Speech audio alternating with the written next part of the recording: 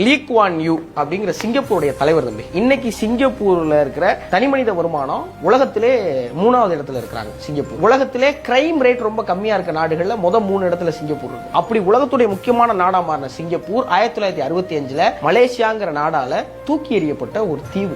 இந்த தீவை வச்சுக்கிட்டு எங்களால சமாளிக்க முடியல, இந்த தீவுல எந்த வளமுமே இல்ல, இந்த தீவுனால எங்களுக்கு தேவையில்லாத பிரச்சனையா இருக்குன்னு மலேசியா சிங்கப்பூரை வேணான்னு கழிச்சு விடுது, நீங்க தனியா போயிருக்கிறாங்களே விட்டுட்டு. அப்படி வரும்போது அழுதுகிட்டே லீ குவான் யூ வானொலியை சொல்றாரு, நம்ம தனியா வந்துட்டோம், இனிமே நம்ம தனி நாடுன்னு.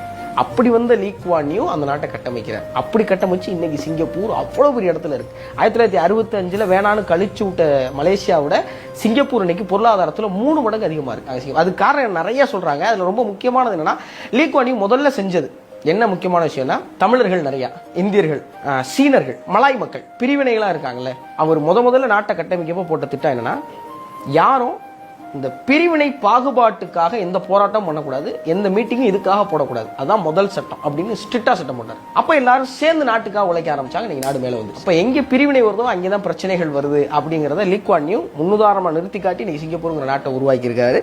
அவருடைய ஹிஸ்டரி 1990 வரைக்கும் உள்ளதை எழுதியிருக்காங்க. இந்த புத்தகம் ரொம்ப வாசிக்கிறதுக்கு அரும்பெரும் சொத்தா கிடைச்சு.